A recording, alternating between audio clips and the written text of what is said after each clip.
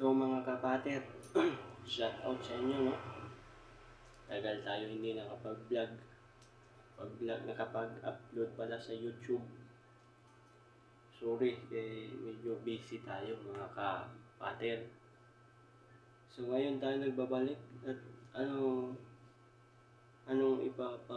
natin? May papasilip lang tayo. Kunting bahagi lang sa gamit ko na palagi kong dinadala at dinadala ko nga ngayon eh. Ito siya mga kapater, siya? Bao na isang mata o tapos may isa pang Trespico Roma. Aksadam. Ito siya mga kapater, no? Ito lang muna. Yeah. Ito siya mga kapater eh. Ito siya mga kapater. Yan o, isang mata. One eye, mga kapater yan o. Kita nyo. Ito makita. Yan o. Yan mga kapater. Andun yung ilaw. Dilim dito, madilim dito kapater yan. Yan siya.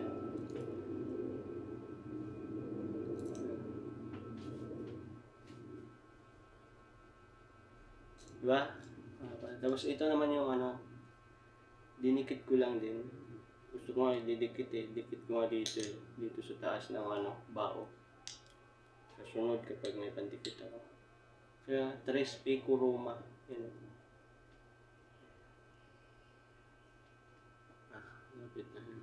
Trespico Roma. Yan mga kapater. Yan ang isa ko. Yan yung isa kong mga gabay. Yan yung palagi kong dinadala mga kapater. At ipaano ko pala to, galing ito pala galing sa kay manggagamot galing Bro Ariel. FB page niya Bro Ariel. Yan, ito siya. Yung bao na to. May isang mata. May tumutunog to. So may laman to kasi nilalagyan to ng mga mutya para lalong lumakas. Alibang dito sa bao na isang mata, may laman to. Yan. Para lalong lumakas siya mga kapater. 21 na peraso, iba-ibang mga mutya, iba-iba. Pinagbasag lang dahil malalaki, pinagbasag, papasok lang dito sa loob para magkasya lang, no?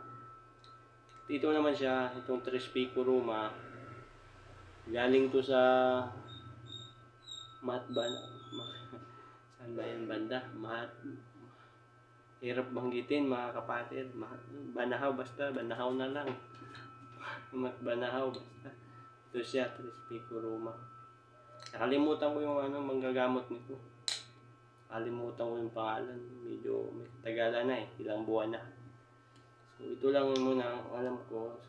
Bro Ariel. So babalik din ako doon mga kapater at abang-abangan nyo. Dahil din ako doon.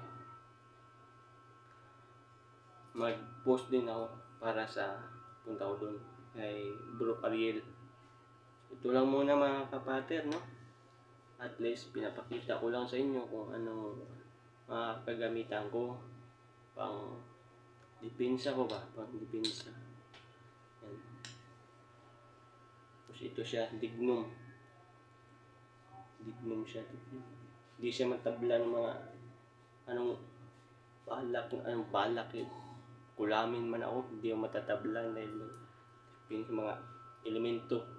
Hindi papasok mga elemento sa katawan dahil may mga depensa.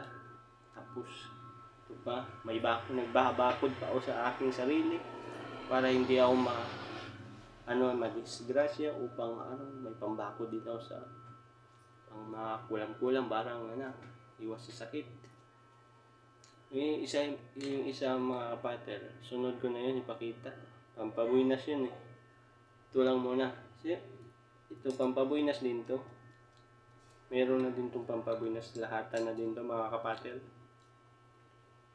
So ngayon lang tayo nakapag dahil sa kabila. Wala sila ngayon dahil unan dyan sila. Nagtatrabaho kasi kaya hindi tayo makapag-vlog. Kaya ngayon wala sila. Naligo. So ito. So tatanungin nyo pala kung taga saan ako mga pater. Dito lang ako sa sa Pasay, sa Marikaban. Marikaban mga kapater. Pwede naman kayo mag-comment sa akin kung saan ako kuha. So wala akong Gcash. Wala akong Gcash mga kapater. No, legit to mga kapater ha. Baka sabihin nyo scammer ako. Hindi ako scammer mga kapater. Yung una pinapakita ko si Pinoy Kagimat. Bilis bilis na ako na 440 na ata. Ilang days lang. 11 days. Kakasimula ko pa lang kasi nag-upload ng mga YouTube.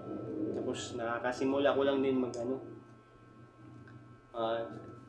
pasok ng lihim ng karunungan. So lumagpas na nga ako sa mga kapater, lumagpas na ako sa 49 days. Pero bago mag 49 days mga kapater, may nalatangan ng ngayong araw na hindi ako nakapag debosyon. Tapos pagkagabi nakapag debosyon ako. So yun.